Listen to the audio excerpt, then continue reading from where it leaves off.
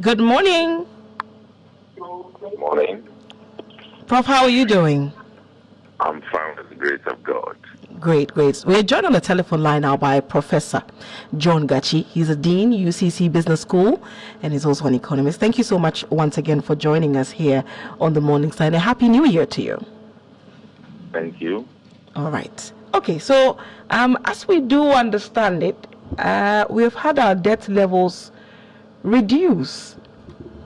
Ghana's total public debt has reached 736.9 billion by November 2024, according to the latest data from the Bank of Ghana. And this is from the initial one that stood at 761 billion as of October in the same year. What is accounting for this marginal reduction we're seeing? Well, it's just about two things. The momentum for further borrowing has not been exacted yet. So, from January, we have not made significant borrowing, only through the liability management from the issuance of Treasury bill. Then, more significantly, you will notice that in December, the exchange rate was somehow moderated, and that accounted for the reduction in the debt. So the debt has not changed, but the exchange rate effect, that has changed. Okay. The exchange range effect, the exchange rate is what is affecting. Yes. This is okay. Yes. Okay. The dollar component, normally we compute the debt in Ghana cedi. So you need to convert the dollar into Ghana cedis. Okay. So if you look at the greater part of December and the early part of January, the cedi performed better than the case was before. And therefore, if you convert the end year debt country, you will have some gains in terms of exchange first, and that is that in the debt. But in actual fact, the quantum of debt has not changed.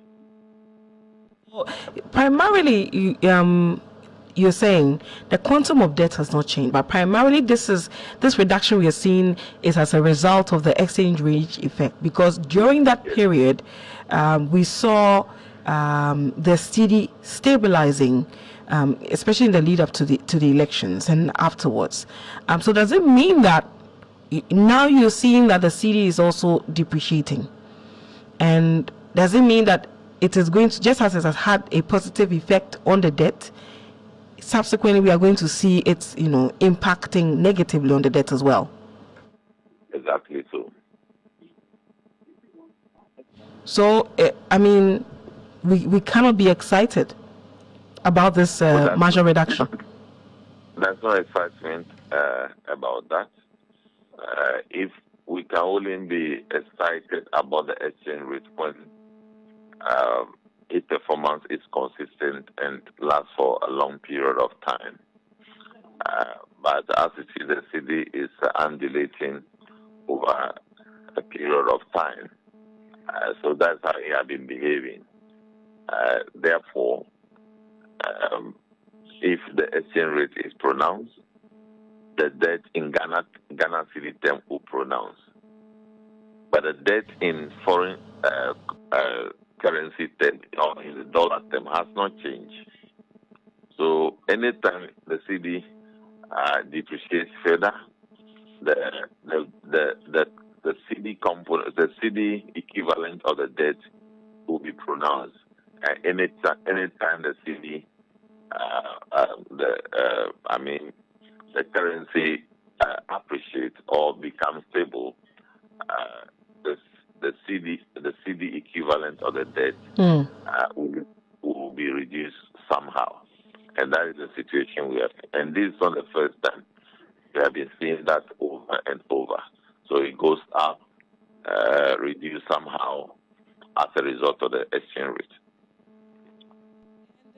We know that, as of now, we are shut out of the, international, the capital market internationally. But I mean, locally, we are borrowing a lot, especially using the treasury bills as well. How is that also subsequently going to impact our debt levels?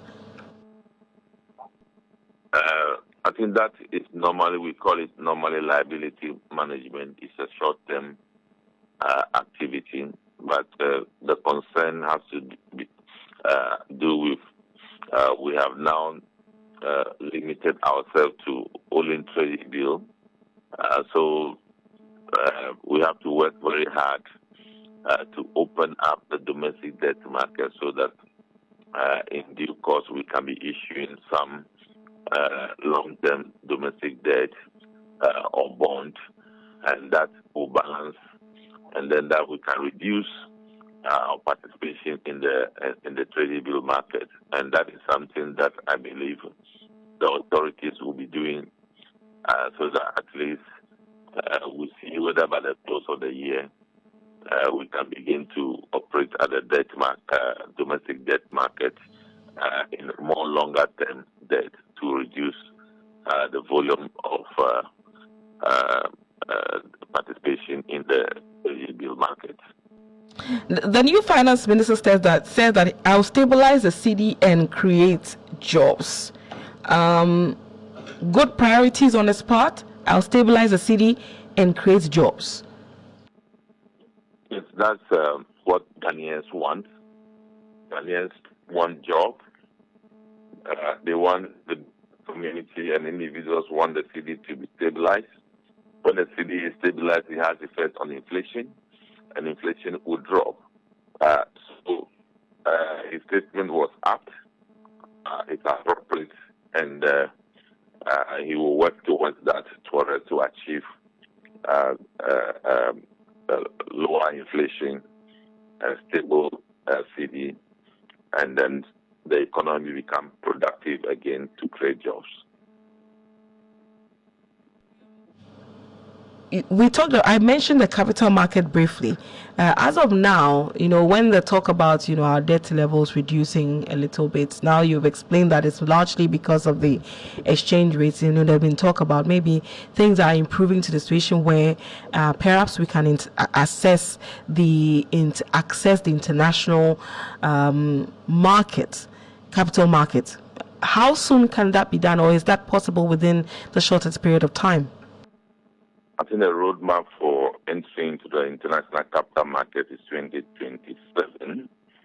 2027? Yes. Okay.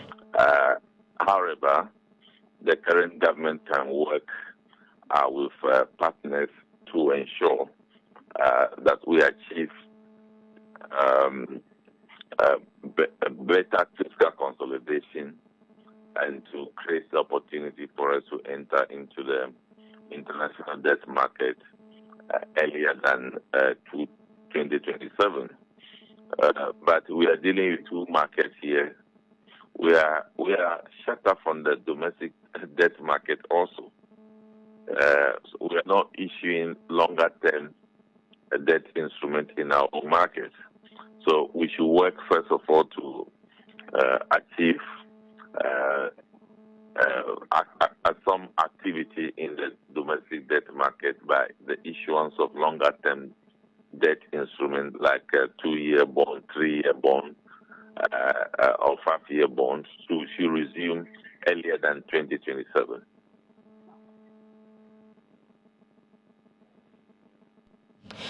In terms of, immediate areas you expect the current administration to tackle, what would you say are those when it comes to the economy?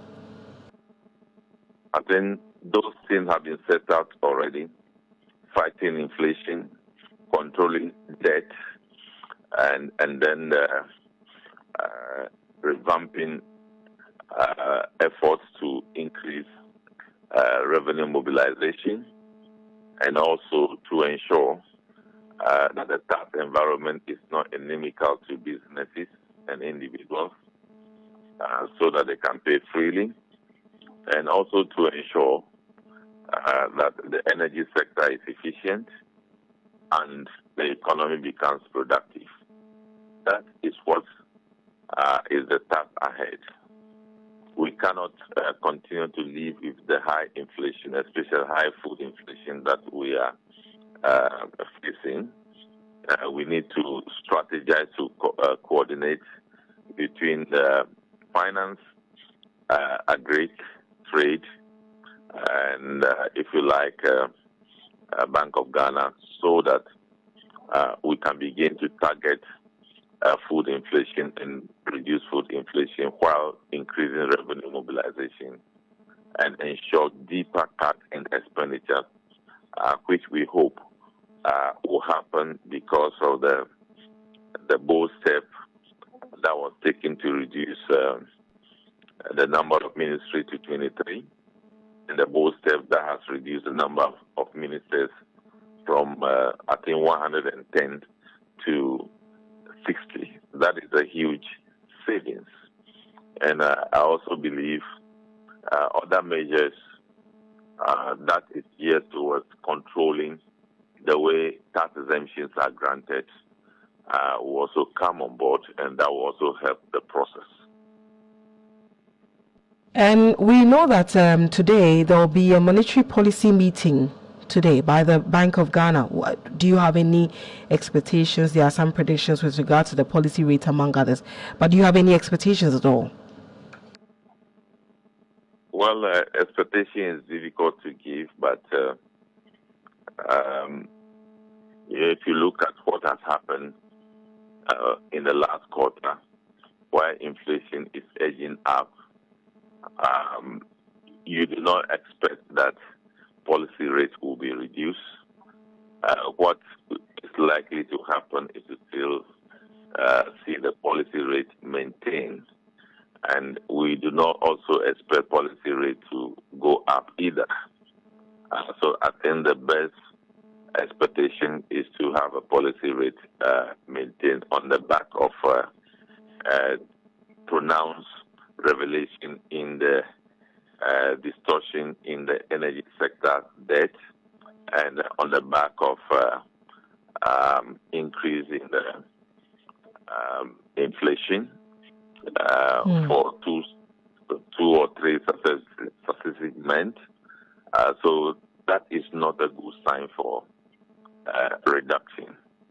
Of course, there is some discretion in the views of a monetary policy committee members, and maybe this will be another discussion at another time, and that is the reason why some of us believe that members of the monetary policy committee should give a written a decision so that we can read the decision just like we read decisions of the court.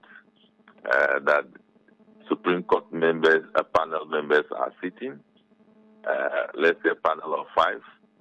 So they all give their reason. If all the reasons converge, we know that they converge. So that element of discretion that may not match with economic reality can be seen by the public. But that will be for another discussion. All right. Okay. Now, just before I let you go, you are a member of the committee set up by President John Dramani Mahama in relation to Ghana's economy. The members of that team are expected to plan this dialogue. Tell me, how do you feel about being part of this committee for the planning of this dialogue?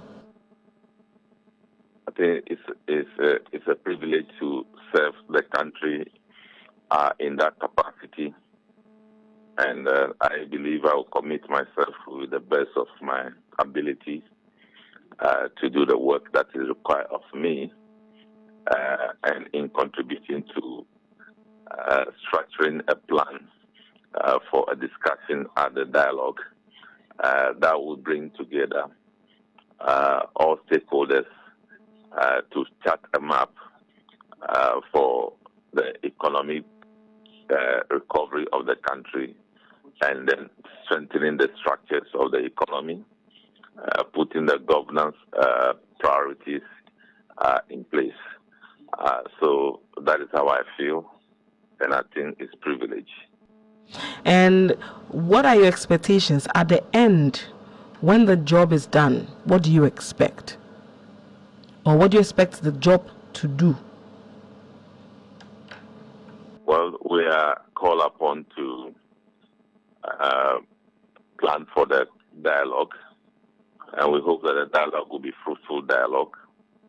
And at the end of it all, we expect that will influence economic management that will be owned by all of us. Remember, in Article 36, the purpose of economic management is to manage the economy for the happiness and the security of the people. So I'm expecting that we will do work that will result in economic management outcomes that will put laughter on the faces of our people. That is what I'm expecting to see at the end of the day. Right. All right, Prof. Thank you so much for speaking to us. We're grateful for your time. Thank you. You had to speak to Professor John Gachi. He's the Dean of the UCC Business School, also an economist. It's still the Morning Star here on Star 103.5 FM. So largely, the reduction in our debts is largely as a result of the exchange rate effect. Primarily, that's what Professor John Gachi tells us. And so it means that there's an inverse relationship as well. If it goes up, there will be there's a direct correlation between the performance of the cedi in terms of against the other currencies, especially the dollar, which we mostly pay our debts in. There's a direct correlation between when the cedi is depreciating to our debt levels. So when the exchange rate is good and our cedi is stable, you're going to see our debt levels reduce significantly. Imagine that we move from perhaps $1 to 16 cedis to $1 to about 10 cedis. That is definitely going to affect our debt levels in a very positive way. Let's see how that goes. It's still the Morning Star here on Star 103.5 FM. We will go for a break. When we return, there's more we'll bring your way here on Star 103.5 FM.